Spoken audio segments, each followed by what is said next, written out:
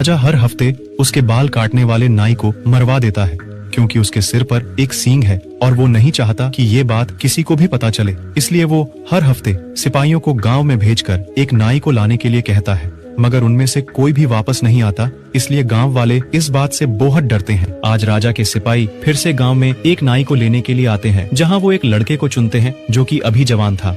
उसके जाने से पहले उसकी माँ उसके लिए खाना पैक करके देती है। थोड़ी ही देर बाद उसको राजा के सामने ले जाकर फेंक दिया जाता है। फिर सभी सिपाही वहाँ से एक एक करके चले जाते हैं। फिर राजा उसे एक चाकू देता है और अपनी टोपी उतार देता है। राजा का सिंह देखकर आदमी चौंक जाता है, मगर वो एक राजा है इसलिए वो कुछ नहीं कर सकता। आदमी अभी जवान था मगर उसे बाल काटना बखूबी आता था। थोड़ी ही देर में राजा के बाल कट जाते हैं। राजा अपना चेहरा चाकू में देखता है और उसके काम से बहुत खुश होता है। फिर वो लड़के को बॉक्स में पड़े खजाने को लेने के लिए कहता है।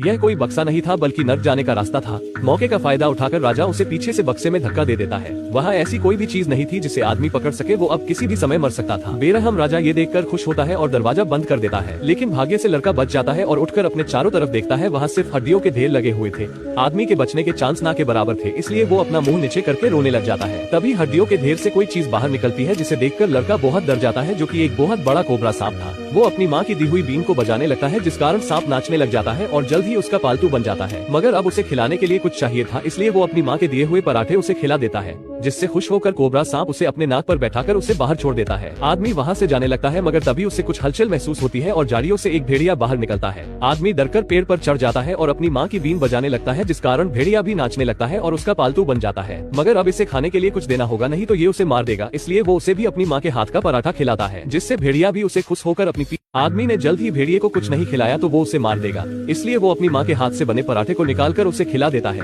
भेड़िया इस चीज से खुश हो जाता है और आदमी को अपनी पीठ पर बैठाकर रात होने तक भागता रहता है। शाम को उसे एक घर दिखाई देता है तो आदमी एक रात वहीं रुकने का फैसला करता है, लेकिन ये कोई आम घर नहीं था। यहाँ एक चुड़ैल रहती थी। वो आदमी को देखकर एक सुंदर लड़की का रूप धारण कर लेती है और उसे घर के अंदर बुला लेती है। आदमी के अंदर जाकर बैठते ही चुड़ैल एक ताली बजाती है और घर की सभी चीजें आदमी को पकड़ लेती है और उबल रहे पानी की तरफ ले जाने लगती है। आदमी मरने से पहले आखिरी बार चुड़ैल से अपनी माँ की दी हुई बीन को बजाने का आग्रह करता है। चुड़ैल भी थोड़ी दयालु होती है, इसलिए वो उसे ये करने देती है। बीन की आवाज सुनकर चुड़ैल अपने आप नाचने लगती है और अपने असली रूप में आ जाती है। लड़का ये देखकर डर जाता है और चुपके से वहाँ से निकलने की कोशिश करता है, मगर पीछे से चुड़ैल उसे रोक देती है। चुड़ैल को भी भूख लगी थी, अगर उसे भी कुछ खाने के लिए नहीं दिया तो वो आदमी को मार देगी, इसलिए वो अपनी माँ का दिया हुआ आखिरी पराठा उसे खिला देता है, जिससे खुश होकर चुड़ैल उसे एक जादुई कोट देती है।